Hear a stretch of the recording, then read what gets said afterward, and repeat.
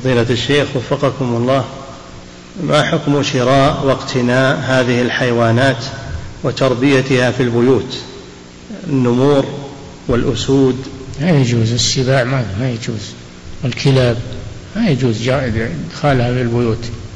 نعم. والأفاعي يقول أزين لك علشان تلدغ، ايش تبي بالأفاعي؟ نعم. يقول والقرود؟ ولا القرود، كل ما لك منها مصلحة هذه كلها، ونجسة أيضا. نعم. وأخيرا حفظك الله، الببغاء يقول الببغاء طيور؟ نعم. لا، الطيور لا بأس. نعم.